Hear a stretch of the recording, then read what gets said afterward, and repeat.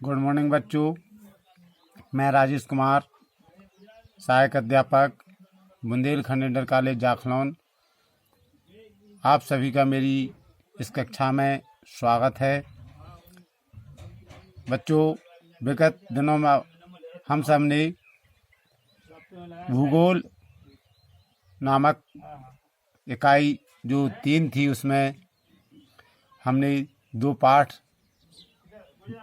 संसाधन एवं विकास, भूमि संसाधन, मृदा संसाधन और तीसरा पढ़ा हमने वन एवं वन्य जीव संसाधन। इन 2 पाठों में प्रथम पाठ में संसाधन एवं उनका विकास, जिसमें हमने भूमि और मृदा संसाधन, और द्वितीय अध्याय में लेसन में हमने उसी में जो दूसरा लेसन था वन एवं वन्य जीव संसाधनों के बारे में विस्तार से पढ़ा। 2 पाठ इकाई 3 के 2 पाठ कंप्लीट हुए। आज बच्चों हम इकाई 4 में जो अर्थशास्त्र है, इकाई 4 में जो अर्थशास्त्र दी हुई है, उस अर्थशास्त्र की चर्चा करेंगे कि अर्थशास्त्र का जो प्रथम अध्याय है, अर्थशास्त्र का जो अध्याय प्रथम है, अध्याय 1, जिसका अध्याय 1 है जो आर्थिक विकास की समझ। अर्थशास्त्र में आर्थिक विकास की समझ, जिसे हम डेवलपमेंट भी कह सकते हैं, इकोनॉमिकल डेवलपमेंट जो है, आर्थिक विकास की समझ, इस पाठ में हम आपको बताने जा रहे हैं, जिसमें हम इसका प्रथम दिवस आर्थिक विकास का हम अर्थ पढ़ेंगे कि आर्थिक विकास क्या है। हम इसको जानने का प्रयास करते हैं। आर्थिक विकास का अर्थ है विकास किसी भी देश के सर्वांगीण विकास पर निर्भर करता है। विकास किसी एक क्षेत्र का हो जाता है तो उसे सर्वांगीणता नहीं कहा जा सकता है।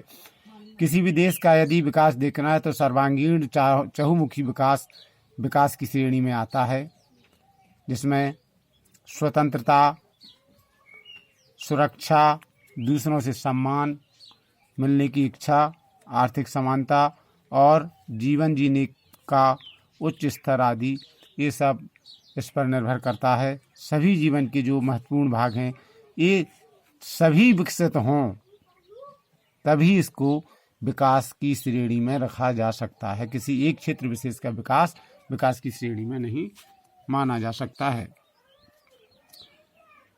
ये अर्थ हुआ। आगे राष्ट्रीय विकास क्या है, इसको थोड़ी चर्चा कर लेते हैं। एक टॉपिक है, राष्ट्रीय विकास को जानने का प्रयास करते हैं। व्यक्ति भिन्न भिन्न लक्ष्यों की तलाश करते हैं और राष्ट्रीय विकास के संदर्भ में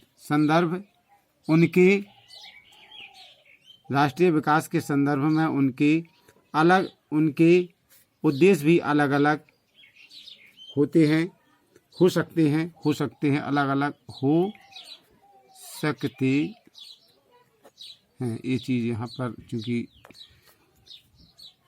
उनके उद्देश्य भी अलग अलग हो सकते हैं। उदाहरण के लिए यदि देखा जाए तो देश का विकास एक किसान अलग माध्यम से करता है, किसी भी देश का विकास। व्यापारी अलग माध्यम से कार्य करता है, वो भी देश का विकास में लगा हुआ है अलग माध्यम से। और एक शिक्षक या वकील या डॉक्टर कोई भी हो, एक शिक्षक अलग माध्यम से विकास करना चाहेगा, वो अपने हिसाब से करेगा, अपने क्षेत्र में करेगा। इस प्रकार बच्चों, जो राष्ट्रीय विकास है वो अलग अलग क्षेत्र में अलग अलग व्यक्ति करने का प्रयास करता है। राष्ट्रीय विकास के तहत उन लक्ष्यों को प्राथमिकता दी जाती है जो बड़े पैमाने पर लोगों को लाभ पहुंचाते हैं उसे राष्ट्रीय विकास की श्रेणी में रखा जाता है। बच्चों, ये राष्ट्रीय विकास का अर्थ हुआ। आगे राष्ट्रीय विकास की जो विशेषताएं हैं, क्या विशेषताएं हो सकती है, इसका थोड़ा सा हम जानने की कोशिश करते हैं।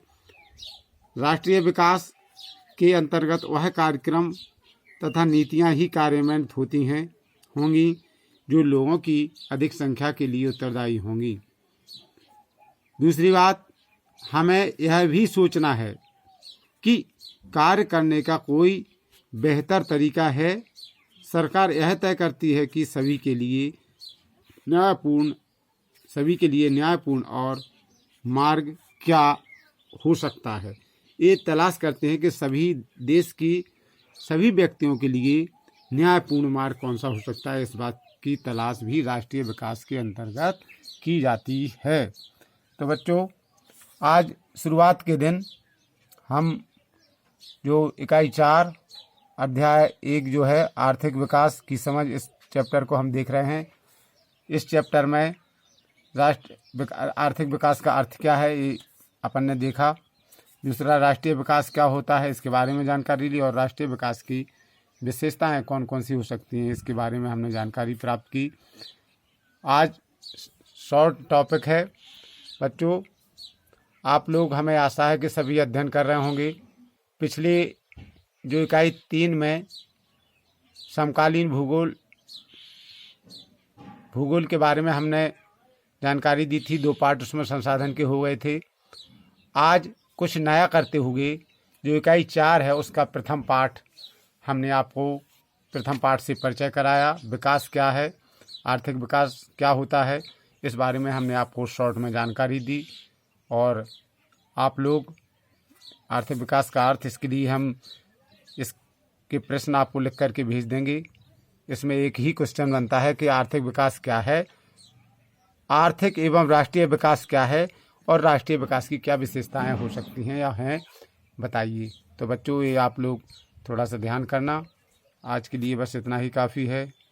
सभी के लिए bye, have a nice day.